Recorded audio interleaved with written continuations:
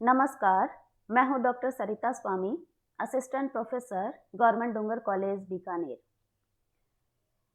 वेदांत दर्शन के अंतर्गत पंचीकरण की एक प्रक्रिया बहुत ही महत्वपूर्ण प्रक्रिया है। इससे संबंधित विभिन्न परीक्षाओं में प्रश्न पूछे जाते हैं, चाहे वह प्रश्न विस्तृत रूप में हो अथवा ऑब्जेक्टिव टाइप हो, वन वर्ड हो, कैसे भी हो। लेकिन ये बहुत बहुत महत्वपूर्ण एक टॉपिक है अपना। पंचीकरण प्रक्रिया है क्या? सृष्टि विकास के लिए 5 भूतों का, जो पृथ्वी, जल, अग्नि, वायु, आकाश, ये जो पंचभूत है, इन पंचभूतों का जब परस्पर सम्मिश्रण होता है, जब मिलते हैं ये एक विशेष प्रकार से, जिसको हम आगे देखेंगे, तो यही प्रक्रिया पंचीकरण है। यानी सूक्ष्म भूत जब सृष्टि के विकास के लिए, इस जड़ प्रकृति के विकास के लिए स्थूल स्वरूप में परिवर्तित होते हैं, और यही जो अवस्था है तो पंचीकृत की अवस्था कहलाती है। इसी पंचीकृत को अवस्था को यहाँ बता रहे हैं कि द्विधा विधाय च एकेकम चतुर्धा प्रथमम पुनः स्व स्व इतर द्वितीयांशेर योजनात् पंच पंचते। इन्होंने कहा कि 5 महाभूतों में से प्रत्येक महाभूत, उसको सर्वप्रथम तो हम समान 2 भागों में विभाजित करेंगे। 2 भागों में विभाजित होने के पश्चात उन 10 भाग हो गए, तो 10 भागों में से प्रत्येक के प्रथम विभाजित 5 भाग को पुनः 4 भागों में प्रत्येक को विभक्त करेंगे। यानी आधा भाग रख लिया और उस आधे भाग को 4 पार्ट में डिवाइड करना है। आगे और डिटेल में बताएंगे इसको डायग्राम से, तो और क्लियर हो जाएगा। तो जैसे एक रुपए का सिक्का है, उस सिक्के में से 50 पैसे हमने रख लिए और जो बाकी बचा हुआ 50 पैसा है उसको 4 भागों में डिवाइड किया और सब एक दूसरे को दे देते हैं। तो जब पुनः 4 भागों में प्रत्येक को विभक्त किया तो उनके अपने अपने दूसरे आधे भाग को छोड़कर अन्य भागों को आपस में मिलाने की जो प्रक्रिया है, यही पंचीकरण है। सबने अपना एक चौथाई हिस्सा, या ये कहें कि वो जो आधे का जो 4 भाग किया था, तो वह जो एक हिस्सा प्रत्येक को डिस्ट्रीब्यूट करते हैं तो वापस वो एक ही हो जाता है। इसे आगे और डिटेल में बताते हैं। जैसे आकाश महाभूत कैसे बना।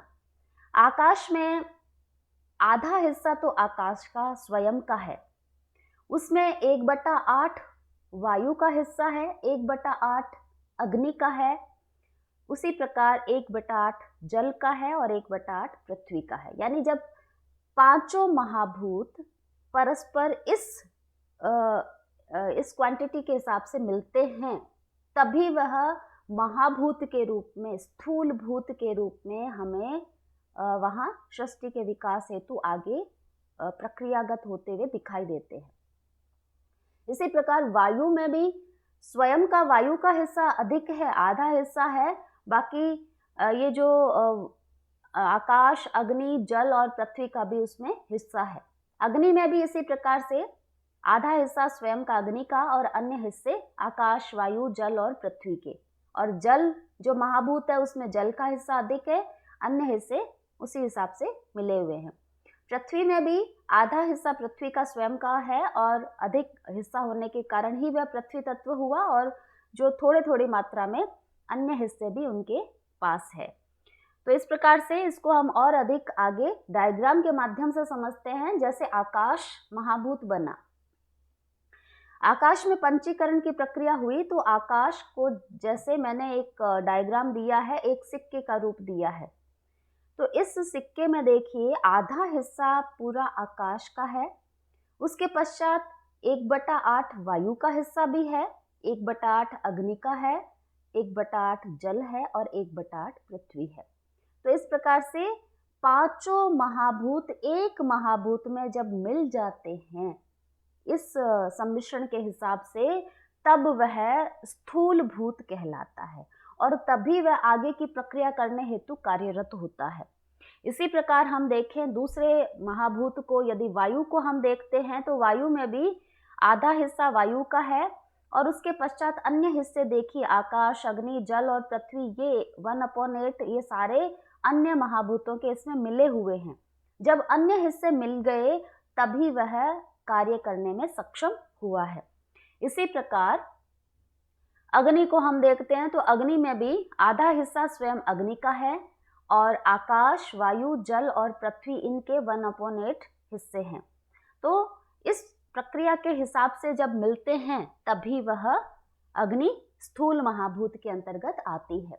जल में भी 1/2 हिस्सा जल का है।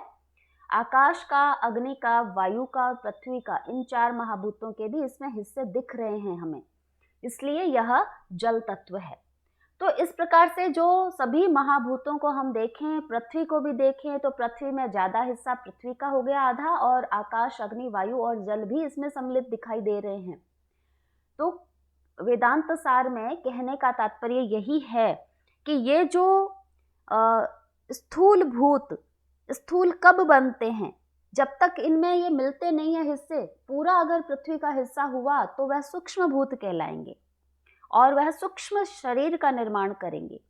लेकिन जब स्थूल भूत, स्थूल सृष्टि का निर्माण जब प्रारंभ होता है, उस समय इनकी ये पंचीकरण की प्रक्रिया अगर नहीं होती तब वह सृष्टि का विकास भी नहीं होता। तो इस प्रक्रिया के अनुसार पांचों भूतों के प्रत्येक के हमने 2 बराबर भाग किए और उन भूतों के आधे आधे भागों में अन्य भूतों के 8वें अंश को हमने मिलाया। 8वें अंश को मिलाने के पश्चात ये पंचीकृत महाभूत कहलाते हैं। तो यदि पंचीकृत महाभूत पूछे तब भी यही है, पंचीकरण प्रक्रिया पूछे तब भी यही है। सृष्टि विकास के लिए कौन सी प्रक्रिया की जाती है, कौन सी प्रक्रिया वेदांत में बताई गई है, तब भी यही पंचीकरण की प्रक्रिया है।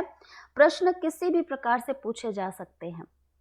तो इन सभी बातों को हमें ध्यान रखना है कि सृष्टि विकास के लिए वेदांत में कौन सी प्रक्रिया का वर्णन किया गया है, तो पंचीकरण प्रक्रिया है। पंचीकृत महाभूत किस प्रकार के होते हैं तब भी आप यह बताओगे, और पंचीकरण क्या है, वेदांत में किस प्रकार से इसका उल्लेख किया गया है, तब भी हमें इसी को बताना है।